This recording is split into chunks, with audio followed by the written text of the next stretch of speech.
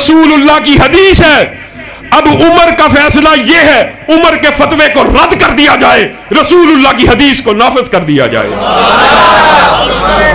محمد صلی اللہ علیہ وسلم فرقم بین الناس.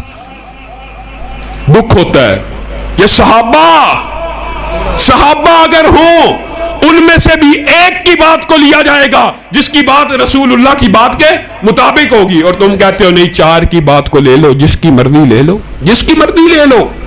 ایک کی رائے کو لیا جائے گا. حتیٰ کہ یہ جو عقیدہ یہ صرف صحابہ کا نہیں تھا, محدثین کا, علماء کا, تابعین کا. آپ کے ذہن میں یہ بات ہونی چاہیے, حضرت حسن بصری بہت کبار تابعین میں سے. آپ کو پتہ ہے حضرت حسن بصری کا نام سنا ہوگا. آپ 200 صحابہ کے شاگرد ہیں, 200 صحابہ کے. ایک مرتبہ ایک درس حدیث میں گئے, قدرتی بات ہے, ضروری نہیں ہوتی ہر مسئلے کا انسان کو پتا ہو. وہاں پہ درس دیا.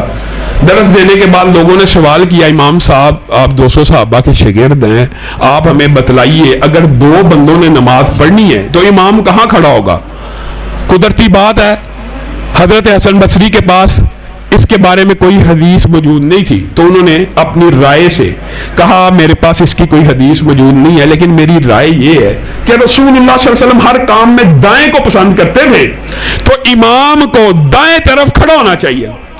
اندر سے ایک عورت کی آواز آئی, حسن بصری میں عبداللہ ابن عباس کی شاگردن ہوں, اور عبداللہ ابن عباس نے ہمیں یہ بتلایا تھا کہ ایک رات وہ رسول اللہ کے ساتھ نماز پڑھے تھے اور رسول اللہ دائیں طرف کھڑے تھے, تو رسول اللہ نے پکڑ کے عبداللہ ابن عباس کو دائیں کر دیا تھا.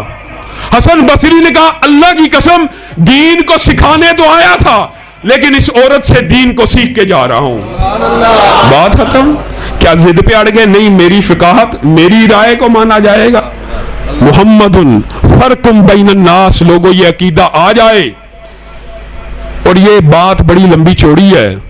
بعض لوگ امام تو چلو تبا تابعین کے دور میں ہیں, ائمہ اور محدثین کے دور میں ہیں, لیکن ہم تو یہ کہتے ہیں کہ 2 صحابہ میں بھی اختلاف ہوگا تو ایک کی بات کو مانا جائے گا اور ایک کی بات کو چھوڑ دیا جائے گا, اور فیصلہ کون کرے گا؟